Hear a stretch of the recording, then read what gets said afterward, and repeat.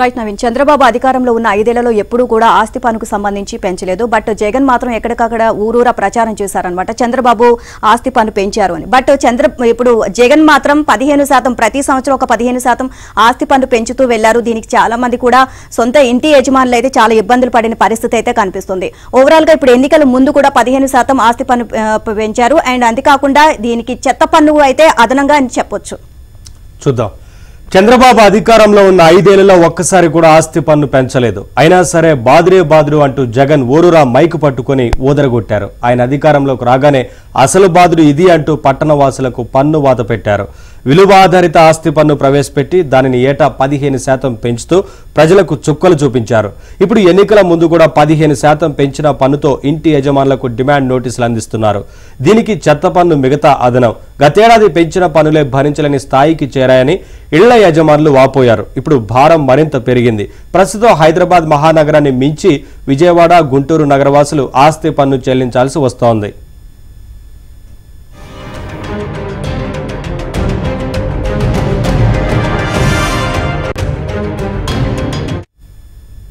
కేంద్రం తెచ్చిన ఆస్తి విలువ ఆధారిత పన్నుల విధానాన్ని ఏపీలో జగన్ సర్కార్ తప్ప దేశంలో మరే రాష్ట్రం అమలు చేయడం లేదు.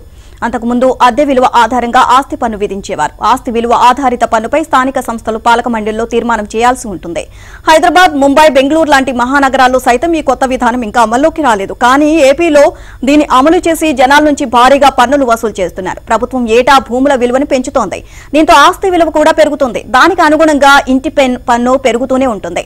ఇప్పుడు స్టార్ హోటల్ నుంచి చిన్న షాపు వరకు అందరికీ ఒకే రకమైన పన్ను రేటు నిర్ణయించారు. 2021-22 నుంచి ఆస్తి విలువ ఆధారిత పన్నును అమల్లోకి తీసుకొచ్చారు.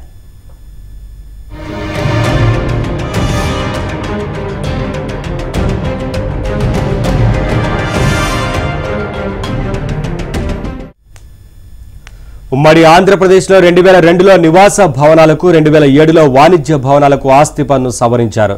2014లో టీడీపీ అధికారంలోకి వచ్చిన తర్వాత రాష్ట్రం ఆర్థిక లోటులో ఉన్నప్పటికీ ఆస్తి పన్నును మాత్రం పెంచలేదు. పైగా పట్టణాల్లో అనేక వసతులను మెరుగుపరిచింది. ఎల్ఈడి వీధి దీపాలను ఏర్పాటు చేసింది. కాలనీల్లో సీసీ రోడ్లు వేసింది. ఇంకా టీడీపీ హయాంలో పట్టణాలకు అనేక వసతులు సమకూరాయి. జగన్ వచ్చిన తర్వాత నగరాలు, పట్టణాల అభివృద్ధికి చేసిందేమీ లేకపోయినా పన్నుల బాధను మాత్రం విపరీతంగా పెంచేసింది.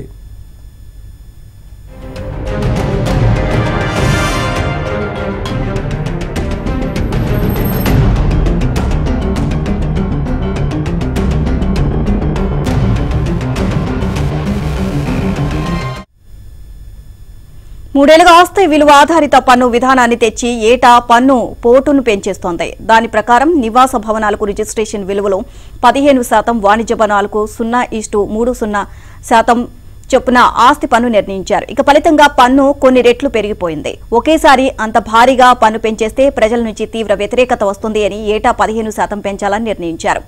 2020-21 సంవత్సరంలో ఆస్తి పన్ను డిమాండ్ 1,157 కోట్లు. 2021-22లో అది 1,319, 2022-23లో 1,617 కోట్లు. ఇక 2023-24 నాటికి 1,834 కోట్లకు పెరిగిపోయింది. ఇప్పుడు ఏకంగా ఆస్తి పన్ను డిమాండ్ 2024-25లో 2,168 కోట్లు. అంటే 4 ఏళ్లలో 82.27% పన్నులు పెంచేశారు.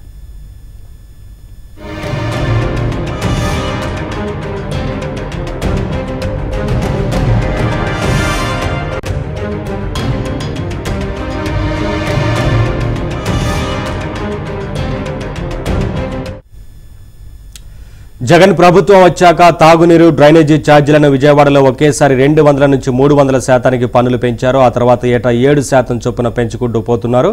ఇళ్లు నిర్మించేందుకు భవన నిర్మాణ ఫీజులు, సదుపాయాల కోసం అభివృద్ధి ఛార్జీలు, ఆఖరికి మొక్కలు వేస్తే దాని చుట్టూ వేసే ట్రీ గార్డులకు సైతం ప్రజల నుంచి ఫీజులు వసూలు చేస్తున్నారు. ఇంటి పన్నుపై అడ్మినిస్ట్రేటివ్ ఛార్జీలు కొన్ని చోట్ల అదనంగా వేసి ఆ తర్వాత ఇంటి పన్నులో కలిపేశారు. ఈ రకంగా పరోక్షంగాను పన్నులు పెంచుతూ పోతున్నారు.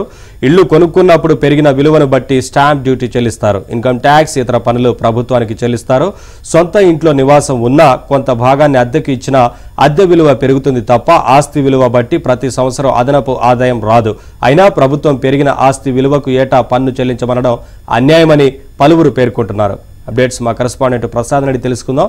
ప్రసాద్, పెద్ద ఎత్తున ఇంటి పన్నును వేస్తూ ఏటా పెంచుకుంటూ పోతా ఉంది కదా ప్రభుత్వం. మరొక వైపు చెత్త పన్నుతో పాటు ఇతర పన్నుల భారం కూడా ప్రజల మీదే మోపుతా ఉంది. ఏమంటున్నారు ప్రజలు, ఏంటి అప్డేట్స్ మొత్తంగా? నవీన్, గత ఎన్నికల్లో బాధుడే అంటే చంద్రబాబు ప్రభుత్వం గలమెత్తి ఊరుగా ప్రచారం చేసిన జగన్మోహన్ రెడ్డి ఈ 5 ఏళ్ల కాలంలో బాధుడే అంటే ఎలా ఉంటుందో ప్రజలకు నేరుగా చూపించారు. ఏ ఒక్క అంశాన్ని వదలకుండా ఎంతవరకు అవకాశం ఉంటే అన్ని విధాలు కూడా ప్రజలపై భారాలు మోపుతూనే ఉన్నారు. ఏడాది 15,000 ఇచ్చే పేరుతో అదే ఏడాదికి 30,000 వసూలు చేసే కొత్త విధానానికి కూడా జగన్మోహన్ రెడ్డి శ్రీకారం చుట్టారు. కానీ ఈ అంశాలు ఎక్కడా కూడా ప్రస్తావించకుండా తన అనుకూల మీడియాలో కూడా ఈ వార్తలు లేకుండా కేవలం తను ఇచ్చింది మాత్రమే ప్రచారం చేసుకుంటా ఉన్నారు. దేశంలో ఎక్కడా లేకుండా చెత్త పన్ను వేసిన సీఎం గా కూడా జగన్మోహన్ రెడ్డి ఖ్యాతికి ఎక్కారు. ఇక తాజా విషయంలో అప్పటికే ప్రతి ఏడాది కూడా 15% పెంచాలని చెప్పి నిర్ణయించడంతో పాటు ముఖ్యంగా మధ్యతరగతి ప్రజలు ఏమాత్రం ఆదాయ వనరులు పడిపోతే రాష్ట్రంలో కానీ వీరు మాత్రం భారాలు మాత్రం ప్రతి ఏడాది పెంచుకుంటా పోతా ఉన్నారు. తాజాగా ఎన్నికల సమయంలో కూడా ఇటు మొన్న కూడా మనం చూసాము, విద్యుత్ ఛార్జీలు పెంచరు అనుకున్నప్పుడు కూడా ఏదో ఛార్జీల రూపంలో మళ్ళీ పెంచారు. ఇప్పుడు ఆస్తి పన్ను కూడా మరో 15% పెంచుతూ నిర్ణయం తీసుకున్నారు. అంటే దాదాపు ఈ 5 ఏళ్లలో దాదాపు 5 పన్ను కట్టాల్సిన పరిస్థితి. ఇంకా చాలా మంది కూడా తీవ్ర ఇబ్బందులు పడుతున్నారు. కనీసం ఎటువంటి మౌలిక వస్తువులు కల్పించుకున్నారు. నగరాభివృద్ధి, రోడ్ల వ్యవస్థను పట్టించుకోని జగన్మోహన్ రెడ్డి ప్రజల నుంచి ఏ విధంగా భారాలు మోపాలి, ఏ విధంగా వాటిని వసూలు చేయాలనే అంశాలపై మాత్రమే దృష్టి పెట్టినట్టు కూడా కనిపిస్తా ఉంది.